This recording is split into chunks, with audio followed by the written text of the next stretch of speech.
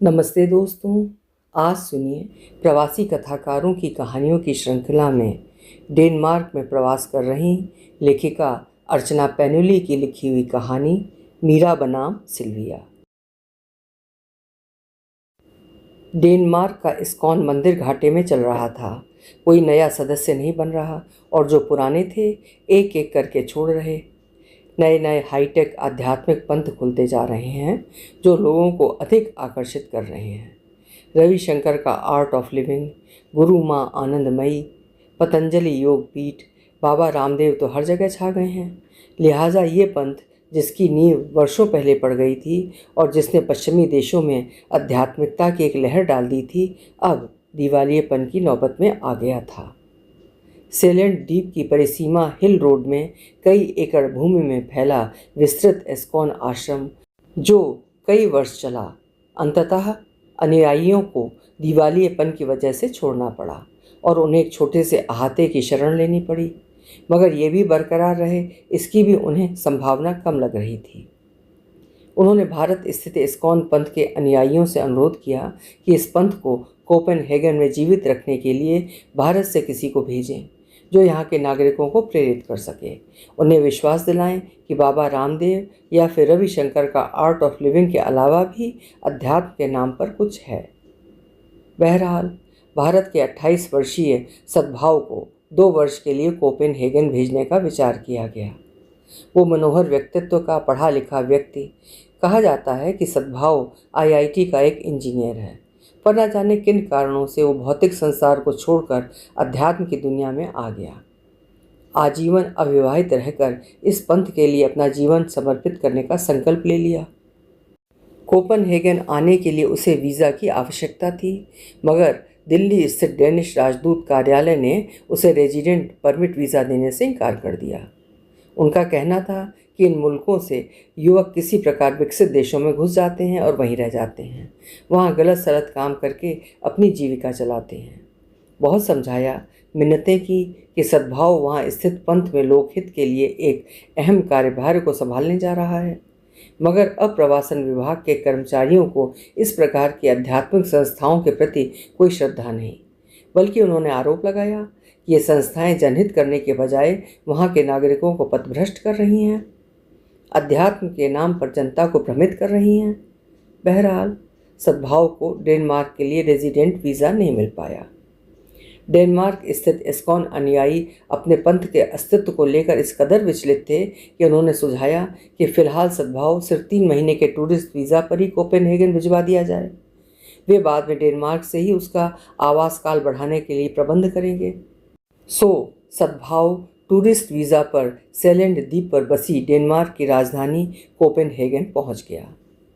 ISKCON मंदिर के छोटे से अहाते में एक हॉल नुमा कमरा भजन कीर्तन व प्रार्थना के लिए, एक रसोई व कुछ कुटिया जैसी इमारतें अनुयायियों के निवास के लिए बनी थीं। 5 अनुयायी मंदिर के परिसर में रह रहे थे। सभी ब्रह्मचर्य का पालन कर रहे थे। वैसे तो सभी गोरे विदेशी थे, मगर मंदिर की धार्मिक कार्यविधियों को निभाने के लिए उन्होंने भारतीय नाम अपना रखे थे। संस्था का प्रधान जयकृष्ण व उप प्रधान दिव्याभ दोनों डेनिश थे। वैसे तो सद्भाव सभी से मिला, सभी ने उसका जोरदार स्वागत किया। सद्भाव ने आते ही सुप्त पड़े पंथ में सरगर्मी लाने के लिए ठोस कदम उठाए। मंदिर में आध्यात्मिक शांति वाले रोचक कार्यकलाप चलाए, मन के भीतर की दिव्यता को खोलने के रहस्य बताए।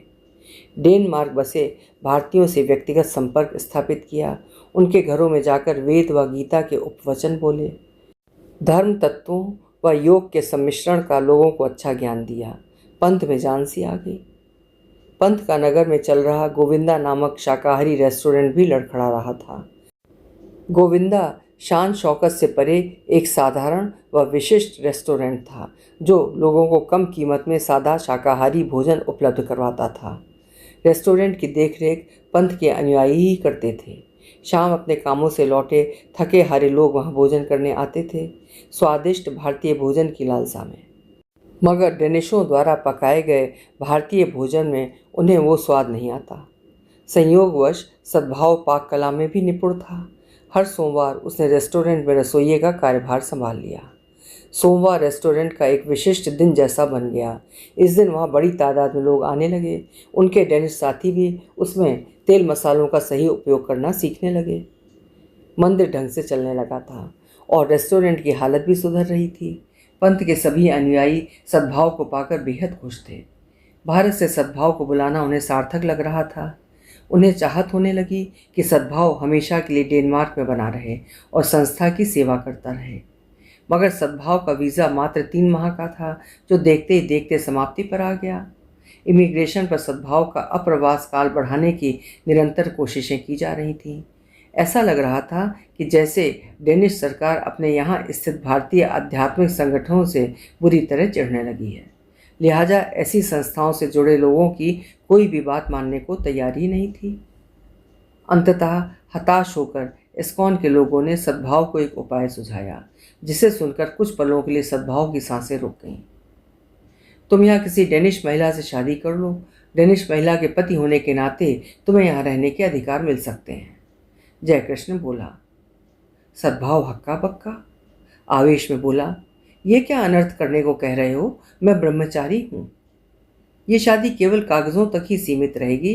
तुम्हारे ब्रह्मचर्य पर कोई आंच नहीं आएगी। तुम्हारा उस औरत से कोई दैहिक संबंध नहीं रहेगा, आर्यन बोला। मिशन को उसे इसके लिए कुछ धन देना पड़ेगा, जिसका इंतजाम मिशन कर लेगा। 3 साल बाद उस डेनिश महिला का पति होने के नाते जब तुम्हें यहाँ की नागरिकता मिल जाएगी, तब तुम तलाक ले लेना। सद्भाव खामोश बना रहा। संदेश ने उकसाया, इन मुल्कों में कितने ही लोग इसी तरीके से अपने को व्यवस्थित करते हैं। ये कोई नई बात नहीं है। मेरी तुलना उन आम लोगों से मत करिए प्लीज़, सद्भाव सकते में बोला। मैं लोकहित में संलग्न एक पंथ का अनुयायी हूँ। मेरे जीवन के उद्देश्य ऊंचे हैं। तुम ऊंचे उद्देश्यों की पूर्ति के लिए ही ये रास्ता अपना रहे हो, आर्यन ने टिप्पणी की। हाँ सद्भाव, तुम्हारी भावना ऊंची है, तुम्हारा लक्ष्य श्रेष्ठ है। वहाँ की सरकार तुम्हें बेवजह ही यहाँ रहने की अनुमति नहीं दे रही है, जिससे तुम्हें मजबूरन रास्ता अपनाना पड़ रहा है।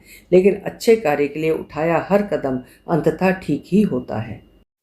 हरिहरण ने भी स्वर मिलाया। सद्भाव मन में कई संदिग्ध सवाल लिए अनमने मन से मान गया। उसका 3 माह का वीज़ा खत्म हो रहा था, जिस वजह से उसे इंडिया हर हाल में लौटना था। संदेश भी उसके साथ जा रहा था। सावन, कृष्ण जन्माष्टमी का समय नज़दीक था। संदेश 3 माह मथुरा वृंदावन में रहकर आध्यात्मिक साधना में लिप्त होना चाहता था। जयकृष्ण बोला, सद्भाव, तुम संदेश के साथ बेफिक्र होकर जाओ। संदेश के साथ वहाँ आत्मिक आनंद उठाओ। 3 माह उपरांत जब तुम कोपेनहेगन आओगे तो हम एक महिला का बंदोबस्त करके रखेंगे, जो तुमसे कागजी विवाह करने को राजी हो जाएगी। फिर तुम्हें डेनमार्क से कोई नहीं निकाल सकता। 30 वर्षीय सिल्विया का कागजातों में पति कोई और होता, जिंदगी उसकी किसी और के ही साथ गुजरती। सिल्विया एक क्लिनिक में डॉक्टर की सेक्रेटरी थी। कागजी शादी उसके लिए अतिरिक्त आय का एक साधन थी। गरीब मुल्कों से नौकरी की तलाश में भटकते युवकों को वो कागज़ों में अपना पति बनाकर विदेशी भूमि पर व्यवस्थित करने में सहायता करती और बदले में उनसे धन ऐंठती। एक टर्की युवक को वो कागजी विवाह द्वारा डेनमार्क में व्यवस्थित करवा चुकी थी। 1 वर्ष पूर्व जब उस टर्की युवक ने वहाँ की नागरिकता हासिल कर ली, तो सौदे के मुताबिक सिल्विया ने तलाक लेकर उससे छुटकारा पाया। जयकृष्ण व अन्य अनुयायियों ने जब सिल्विया से संपर्क किया और सद्भाव के विषय में बताया, तो वो उससे कागजी विवाह के लिए सहज ही तैयार हो गई। सिल्विया को इस सेवा के लिए प्रति माह 1500 यूरो मिलेगा। तलाक के समय उसे 10,000 की राशि दी जाएगी। सारा वार्तालाप जयकृष्ण व पंथ के अन्य लोग ही उससे कर रहे थे। सद्भाव का इससे कोई सरोकार नहीं था। कोर्ट में जब वो सद्भाव विवाह के लिए आमने सामने उपस्थित हुए, तो सिल्विया ने पहली बार उसे तब देखा। वो सद्भाव के व्यक्तित्व से अनायास ही मुग्ध हो गई। लंबी कसरती देहयष्टि, प्रशस्त कंधे, लोमयुक्त भुजाएं, लुभावने होंठ। मन ही मन वो बोली, ये तो बड़ा शालीन व आकर्षक छवि का युवक है। सद्भाव सिल्विया के मन मस्तिष्क में छा गया। कितने ही पुरुषों ने उसकी ज़िंदगी को स्पर्श किया था, मगर जो भाव वो सद्भाव के लिए महसूस करने लगी थी, अभी तक किसी के लिए नहीं किए थे। सद्भाव की ज़िंदगी व उसकी गतिविधियों को जानने की उसे जिज्ञासा होने लगी। एक सोमवार शाम को रेस्टोरेंट में जब सद्भाव भोजन पका चुका था और अपना पका भोजन ग्राहकों को रुचि से खाते देखकर विभोर सा हो रहा था, सिल्विया भी चुपचाप एक कोने में बैठी थी। सद्भाव की दृष्टि अनायास ही उस पर पड़ी। उसके चेहरे के भाव बदल गए। सिल्विया ने मुस्कुराते हुए अभिवादन किया। हरे कृष्णा। सकपका कर वो उसके नज़दीक आया, सहमे स्वर में बोला, तुम यहाँ क्यों आई हो? सिल्विया उसी तरह मुस्कुराते हुए बोली, मैंने सुना है तुम खाना बहुत अच्छा पकाते हो। मैं तुम्हारे हाथों का पकाया खाना खाने आई हूँ। सद्भाव ने मन ही मन सोचा कि सिल्विया यहाँ आ गई है और बिना खाना खाए नहीं जाएगी। जल्दी से इसे खाना खिलाकर यहाँ से दफ़ा करो। क्या खाना है तुमको? सिल्विया ने चारों ओर दृष्टि दौड़ाई। लोग कांसे की थाली में परसी कई चीज़ें खा रहे थे। वो बोली, वो सब दे दो। सद्भाव थाली परोस लाया। सिल्विया ने एक प्रफुल्ल अचरज से थाली में परसे व्यंजनों को निहारा। सद्भाव उसे उनके नामों से परिचित करवाने लगा। चना, पालक पनीर, आलू गोभी, रायता, पूरी, चावल और खीर। सिल्विया थाली में झुककर बड़े चाव से भोजन करने लगी। चटकारे लेती हुई बोली, भारतीय भोजन व अध्यात्म दोनों ने पश्चिमी देशों में बड़ी प्रसिद्धि पाई है। उदर पूर्ति के लिए भोजन और आत्मा की शुद्धि के लिए अध्यात्म। तुम ये बहुत अच्छा कर रहे हो कि इन दोनों लाइनों में लगे हो। हम लोगों को इनकी ज़रूरत है।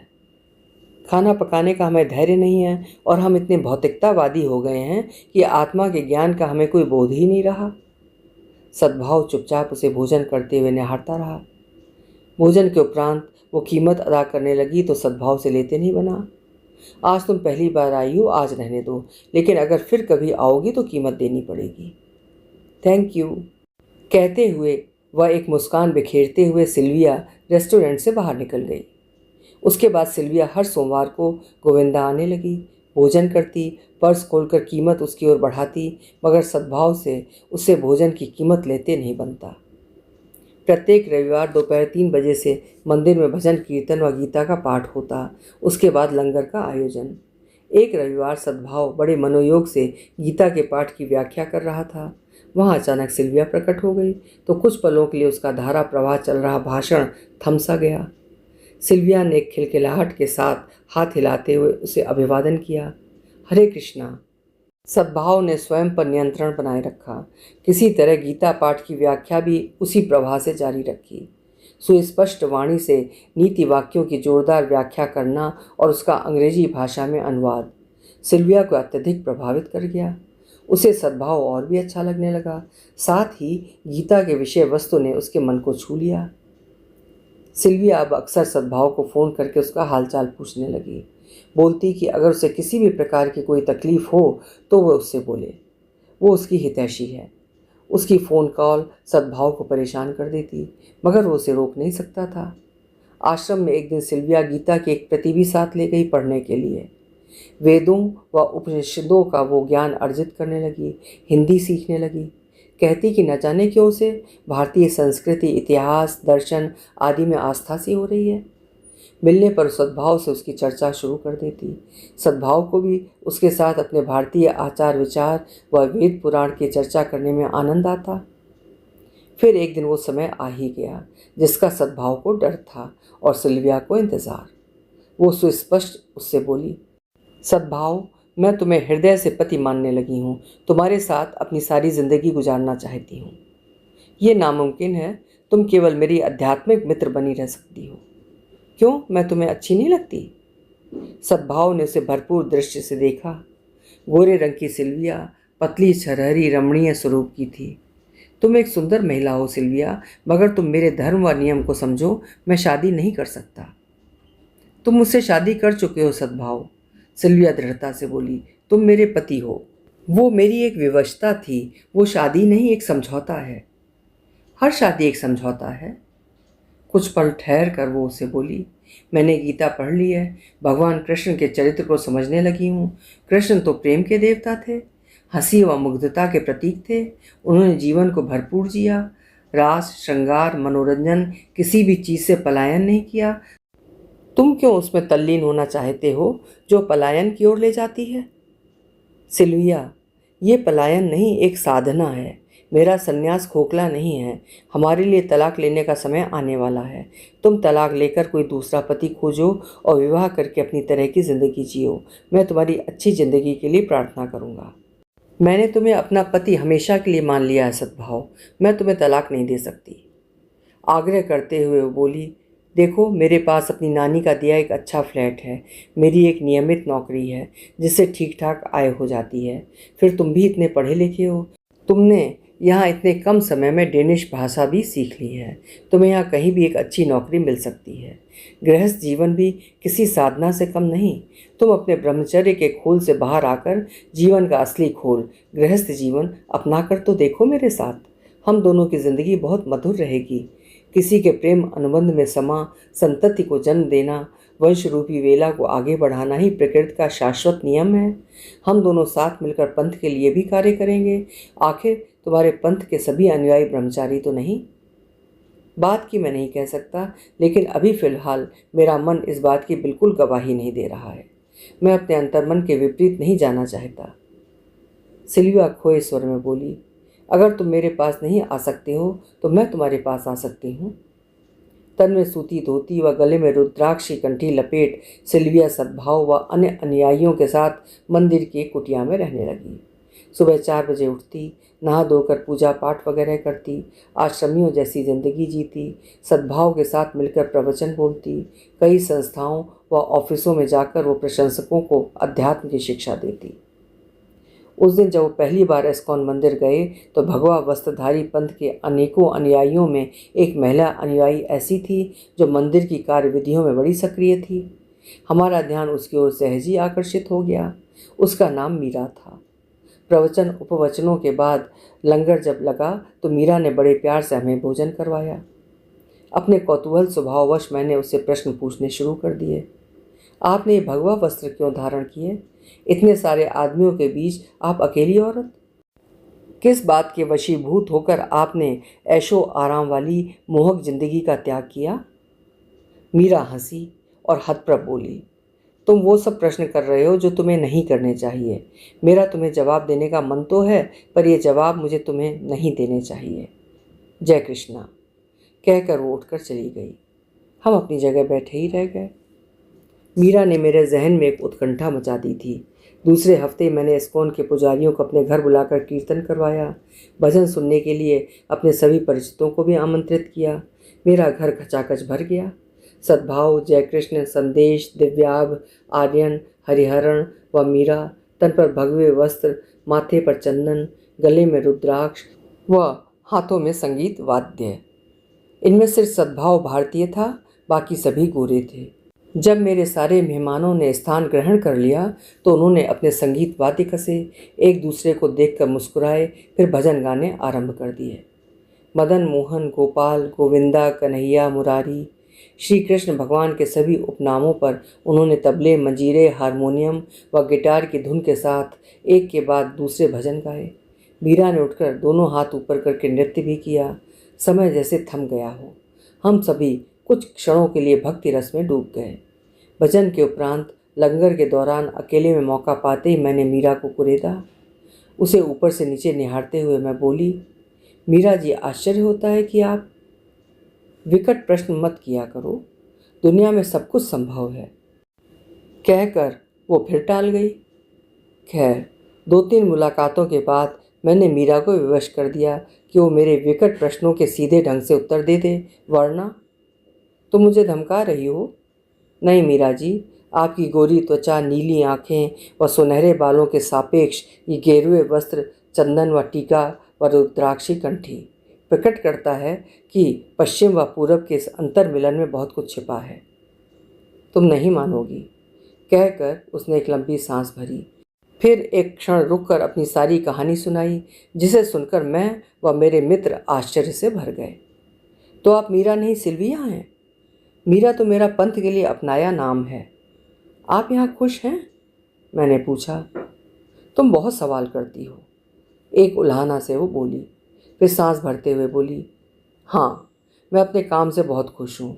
पश्चिम देश विकास की पराकाष्ठा में पहुँच गए हैं। यहाँ के नागरिक सांसारिक सुखों को इतना अधिक भोग चुके हैं कि तरबतर हो गए हैं, मगर भावनात्मक दृष्टिकोण से वे एकदम शून्य हैं। मैं उन्हें आत्मा के सुख की प्राप्ति के लिए मशवरे देती हूँ। साथ ही मुझे उस दिन का भी इंतज़ार है जब सद्भाव मेरी बात मानेगा और सही अर्थों में मेरा पति बनेगा। मीरा एक उम्मीद के साथ बोली।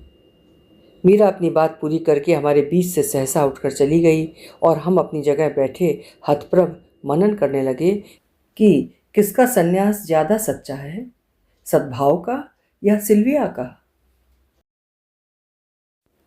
अभी आप सुन रहे थे अर्चना पैनुली जी की लिखी हुई कहानी मीरा बनाम सिल्विया। उम्मीद है यह हृदय स्पर्शी प्रेम कहानी आपको पसंद आई होगी। कल फिर मिलेंगे। आपका समय शुभ हो।